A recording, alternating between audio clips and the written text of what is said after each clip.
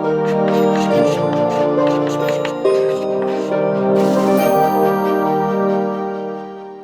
लोग करते हैं अपनी प्रश्नावली 3.3 का दूसरा प्रश्न। इसमें क्या दिया हुआ है? इसमें दिया हुआ है कि दो समीकरण है, उनको हल करना है और इससे एक m का मान करना है जिसके लिए y और x में एक और समीकरण बना दिया गया है। देखिए ये थोड़ा सा नया लग सकता है, नया कुछ भी नहीं है। सबसे पहले जो बताया गया हमें वो कर लेते हैं। सबसे पहले क्या बताया गया? दो समीकरण दिए हुए हैं, 2x धन 3y बराबर 11, फिर दूसरा है 2x ऋण 4y बराबर ऋण 24। इन दोनों को क्या करना है? इन दोनों को हल करना है। अब इन दोनों को हल करेंगे तो कैसे हल करेंगे? उसके बाद फिर y में जो आगे की बात दे रखी है उसको हम बाद में देखते हैं। अब प्रतिस्थापन विधि से हल करना है तो इसमें क्या करते हैं? x को y के टर्म्स में लिख देते हैं। तो इसी को आप क्या करिए, यहां से आप क्या लिख सकते हो? 2x बराबर 11 माइनस 3y हो जाएगा। x बराबर क्या हो जाएगा? x बराबर हो जाएगा 11 माइनस 3y बटे 2। ये आपको मिल गया। ये आपको क्या मिल गया? x मिल गया। तो पहले से आपने x को y के पद में लिख लिया। अब इसी y के पद को आप फिर से उठा के डाल देते हो, है ना?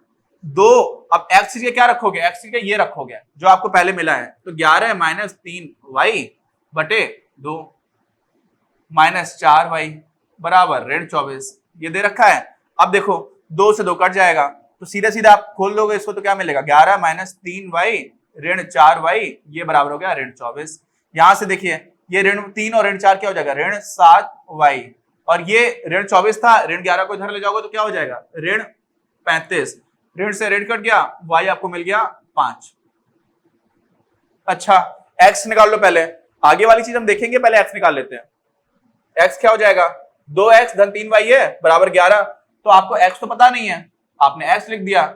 x को ये वाले पद में नहीं लिखना है। अब हमें y का सीधा मान न करके निकालेंगे। कई लोग कंफ्यूज हो जाते हैं। देखो एक सिस्टमेटिक मेथड है, आप उसको समझ लोगे तो फिर आप कंफ्यूज नहीं होगे कि अच्छा ये करना है, फिर ये करना है, फिर ये करना है।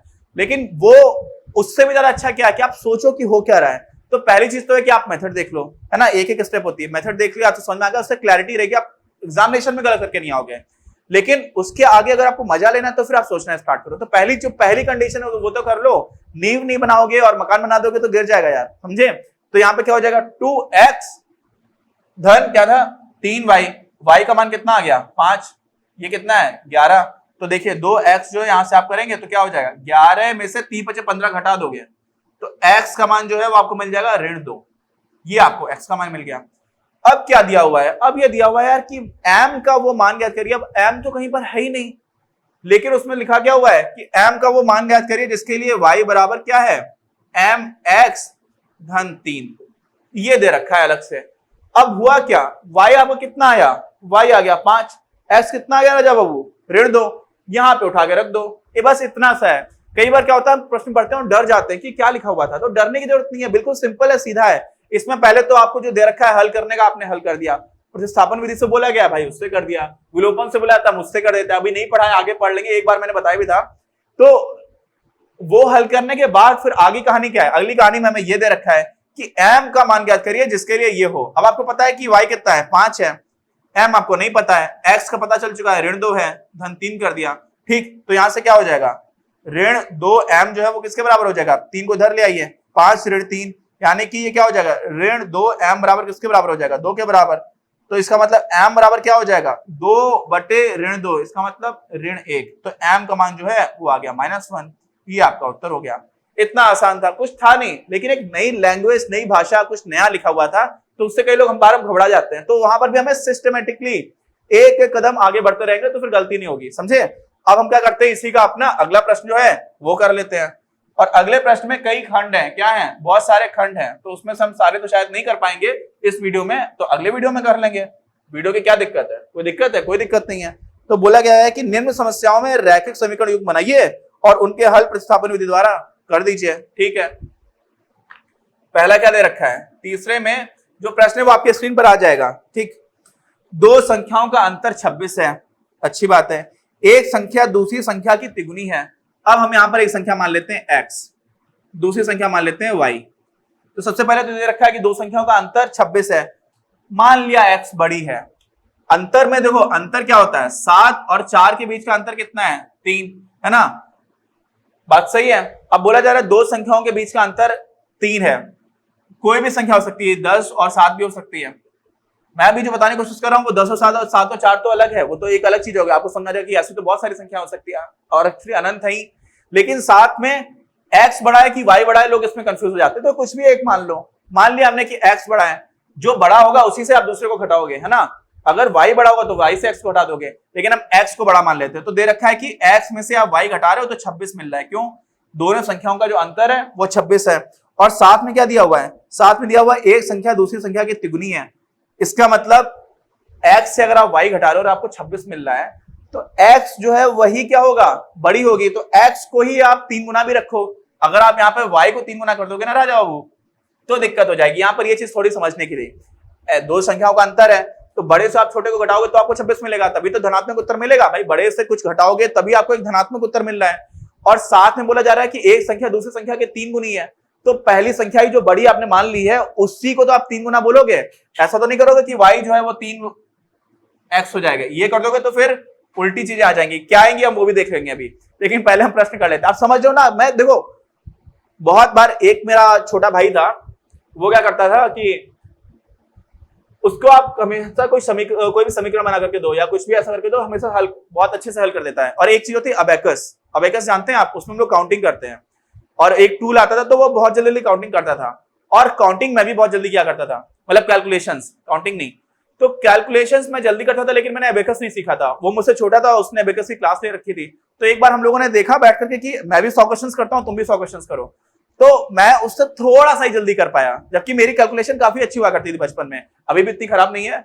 और वो काफी जल्दी कर ले रहा था, तो उसकी कैलकुलेशंस बहुत अच्छी हो गई थी। उसको आप कोई भी इक्वेशन बना के दोगे उसको हल कर देगा। लेकिन उसकी समस्या ये थी कि वो समझ नहीं पाता था कि चीजें हो कैसी रही हैं, और वो बहुत महत्वपूर्ण है। तो वहां पर उसके साथ मैंने काम किया, फिर वो काफी उसका इंप्रूव हो गया। तो आपको बताने की कोशिश कर रहा हूं कि चीजें चल कैसे रही है वो समझना बहुत जरूरी है ना। कैलकुलेशन और समीकरण हल करना तो आपको एक बार आ गया, वो तो एक सिस्टमेटिक है, मेथड है, मैकेनिकल मेथड है। आपने एक बार सीख लिया वो वैसे ही करोगे, लेकिन क्या चीज हो रही है वो समझना जरूरी है। तो यहां पर क्या है, x जो है वो बड़ा है, इसलिए x को हम 3y के बराबर रखेंगे। समझ गए? अब क्या करना है, अब ये दो समीकरण मिल गए, दोनों समीकरण में प्रतिस्थापन विधि से हल करना है। तो ये है दो, ये प्रतिस्थापन विधि में क्या करते हैं, हम एक को दूसरे के टर्म्स में लिखते हैं। यहाँ पर पहले से ही लिखा हुआ है, तो यहाँ पर सीधा सीधा जो 3y लिखा हुआ है वो रख दो x की जगह पहले वाले में। तो क्या हो जाएगा, 3y ऋण y बराबर 26, और यहां से आपको मिल जाएगा 2y बराबर 26, तो y बराबर आ जाएगा आपका 13। तो x बराबर क्या है, 3 गुणा y है, क्या आ जाएगा 39। और ये तो प्रश्न देख करके मुझे उत्तर दिख गया था, इतना आसान है। लेकिन अगर आपने कहीं उल्टा कर दिया होता, उल्टा क्या कर दिया होता राजा बाबू, आपने मान लिया होता कि दूसरी संख्या जो वास्तव में छोटी है वो 3 गुना है, तब क्या हो जाता, तब हो जाता अनर्थ, है ना। जो हमारे पुराने माइथोलॉजिकल सीरीज आया करती थी पौराणिक कथाओं पर आधारित और इन सारी चीजों पर, महाभारत, उसमें कभी कभी होता था त्राहिमाम त्राहिमाम करते हुए देवता जाते थे और बोलते थे कि अरे ब्रह्मा जी अनर्थ हो गया।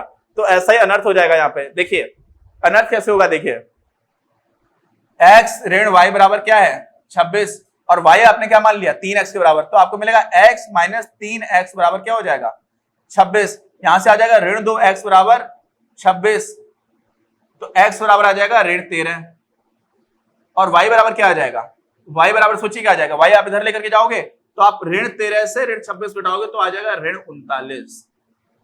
ठीक, ये आ जाएगा। इसका मतलब क्या हुआ, यहां पर भी आप देखो x जो है उसका 3 गुना है y, है ना, बात सही है। लेकिन x जो है वो बड़ी संख्या है कि y बड़ी संख्या है। अब ये इंटरेस्टिंग चीज आ गई, है ना। यहां पे अगर आप मैथमेटिकली देखोगे, गणित में देखोगे, तो कुछ ऐसा अनर्थ तो कहीं से नहीं हुआ। यहां पर आपने क्या कर दिया, यहां पर जो आपको उत्तर मिला है वो बहुत ही इंटरेस्टिंग है और बहुत अच्छा होता है जब आप ये सब खेलते हो। अगर नहीं खेलोगे आप यहां से निकल के संतुष्ट हो जाते, खुश हो जाते, ताली बजा करके घर पहुंच जाते, समझे। लेकिन हमने वो उल्टा करके देखा कि यार ऐसा भी तो हो सकता है। उससे हुआ क्या, अनर्थ तब है जब हम लोग कहीं मूल्यों की बात करें जो चीजें ऋणात्मक नहीं हो सकती। अब देखो यहाँ पर आपको ऋणात्मक गणित दिखना स्टार्ट हो जाएगी। हम लोगों ने क्या बोला कि हमारी एक संख्या जो है उससे आप दूसरी संख्या घटाओगे तो 26 मिलेगा। तो आप ऋण 13 और ऋण 39 में बड़ा क्या है, पहले तो आप ये बताइए क्या बड़ा है। इसमें ऋण 13 बड़ी संख्या है बाबू, बड़ी संख्या है। जो आपने यहां पर माना हुआ है कि x बड़ी है, x से आप y घटा रहे हो तो आपको कुछ धनात्मक मिल रहा है। तो हमेशा बड़ी संख्या से कुछ छोटा घटाओगे तभी आपको धनात्मक मिलेगा। लेकिन जब हम लोग संख्या रेखा पे बात करते हैं, अब तो आप कक्षा 10 में आ चुके हैं, तो आपको पता है कि ऋण 13 जो है वो शून्य अगर यहां पर है तो ऋण 13 यहां कहीं पे आ रहा होगा और ऋण 39 यहां कहीं पे आ रहा होगा। तो जितना ज्यादा आप बाईं ओर जाओगे, देखो ये है दाईं ओर और ये है बाईं ओर, जितना ज्यादा बाईं ओर जाओगे संख्या उतनी छोटी होती चली जाएगी, और जितना ज्यादा दाईं ओर जाओगे उतनी संख्या क्या हो जाएगी, बड़ी होती चली जाएगी। तो पहली कंडीशन तो आपकी जो है वो मिल गई। क्या मिल गई, यहां से आपको मिला ऋण 13, तो ऋण 13 बड़ा है क्यों, क्योंकि दाहिनी ओर है, और ऋण 39 छोटा है क्यों, क्योंकि बाईं ओर है। तो पहला तो आपका हो गया, ऋण 13 से आप क्या घटा रहे हो, 39 घटा रहे हो ऋण का, तो ये हो जाएगा, इसका मतलब ऋण 13 धन 39, इसका मतलब 26। तो आपको पहला तो आपकी इक्वेशन सही हो गई। दूसरा मैंने बोला कि 3 गुना है, और मैंने बोला कि 3 गुना, इसका मतलब पहली संख्या बड़ी होगी। ये जो मैंने चीज बोली वो बोली सिर्फ और सिर्फ धनात्मक संख्याओं के बारे में, आप समझ रहे ना, लेकिन मैंने धनात्मक वहां पर नहीं बोला, क्योंकि आमतौर पर जब भी हम कोई चीज खरीद रहे हैं तो हमेशा पैसे दे रहे हो तो वो धनात्मक संख्या होती है। तो धनात्मक रूप से देखोगे आप तो आपको क्या समझ में आएगा, तो आपको समझ में आएगा कि हाँ हमेशा एक्स ही बड़ा होगा, एक्स से आप वाई घटा रहे हो। तो यहाँ पर जो उत्तर मिलेगा, देखिए धनात्मक उत्तर मिला, वाई आपको 13 मिल गया और एक्स आपको 39 मिल गया था। यहाँ पर क्या हो रहा है, अगर ऋणात्मक है और कोई ऋणात्मक संख्या है, उसमें आप किसी से गुणा करोगे धनात्मक संख्या से, तो आपको और छोटी संख्या मिलेगी। क्यों, क्योंकि वो और बड़ी ऋणात्मक संख्या हो सकती है। और जरूरी नहीं है, यहाँ पर अब एक और चीज आ जाएगी, फिर आप कंफ्यूज हो जाओगे। मैंने बोला कि आप ऋणात्मक संख्या में किसी संख्या से धनात्मक संख्या से गुणा करोगे तो आपको और छोटी संख्या मिलेगी। तब जब वो धनात्मक संख्या 1 से छोटी हो, मान लीजिए आपने इसमें 0.5 से गुणा कर दिया, तो आपको मिल जाएगा ऋण 6.5। अब ऋण 6.5 तो यहाँ पे कहीं आएगा, तो ये तो और बड़ी संख्या हो जाएगी। इसका मतलब अगर आप 1 से बड़ी धनात्मक संख्या से किसी ऋणात्मक संख्या में गुणा करेंगे तो आपको और छोटी संख्या मिलेगी। और यहाँ पर आप 3 से गुणा कर रहे थे, तो अगर आप ऋण 13 में 3 से गुणा कर रहे हो ना, तो आपको और छोटी संख्या मिल जाएगी। ये और छोटा है, समझ गए। ये एकदम एक्स्ट्रा इंफॉर्मेशन थी, लेकिन यहां से आपको दिखना स्टार्ट होगा, है ना, ये दिखना बहुत जरूरी है। आनंद सर थे, आनंद सर वही सुपर 30 वाले जो सर थे, वहां पर जब मैं पढ़ रहा था तो बीच बीच में कुछ ऐसा नया बताया करते थे, उसके बाद से बोलते थे गर्दा उड़ा दिया। क्या बोलते थे, गर्दा उड़ा दिया। गर्दा उड़ाने का मतलब मुझे समझ में नहीं आता, तो मैं कानपुर से था, और गर्दा का मतलब होता है धूल। तो अपने बिहार में बोलते हैं कि गर्दा उड़ा दिया, जैसे कोई चलता है ना, राजा महाराजा चलते थे तो धूल उड़ती थी अगल बगल में। एक साउथ इंडियन मूवी थी मार्स, उसमें एक नाम का कैरेक्टर होता है, मार्स होता है, क्या होता है, वो ऐसे पैर चलाता है तो बोलते हैं कि लो तूफान आ गया, है ना। तो उस तरह की बात करते थे आनंद सर। और वो गर्दा तब उड़ जाएगा, आपके मन में तो गर्दा उड़ ही जाएगा अगर आपको कोई नई चीज समझ में आ गई है, तो आपको मजा आ जाए ना एक बार कि ओह ये हुआ है, उसकी बात ही अलग है यार। प्रश्न का उत्तर सही निकाल लेना और गणित को जी लेना बहुत अलग चीज है, समझ लो ना। आपको मजा तब आएगा जब आप उसके साथ खेलोगे। वो जो फीलिंग है यार, वो सही उत्तर ला करके पूरे में पूरे मार्क्स ला करके नहीं आ सकती, वो भी अच्छी फीलिंग है, वो गलत नहीं है, लेकिन साथ में आप ये समझिए कि यार ये जब करोगे कि अच्छा उल्टा करके भी तो हो सकता है, सारी संभावनाओं को देखना स्टार्ट करो, है ना। तो इसी का तीसरे में पहला प्रश्न लोगों ने कर लिया है, आगे के प्रश्न लोग करेंगे अपने अगले वीडियो में। अपनी क्लास का उद्देश्य आप सभी के लिए आप ही की भाषा में गुणवत्तापूर्ण शिक्षा उपलब्ध कराना है।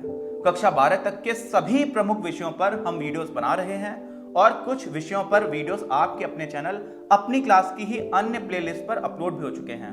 ज्ञान के प्रकाश से देश को सशक्त बनाने के हमारे इस प्रयास में इस चैनल को सब्सक्राइब करके और लोगों के साथ शेयर करके अपना बहुमूल्य योगदान जरूर दें। पढ़ेगा इंडिया तो बढ़ेगा इंडिया।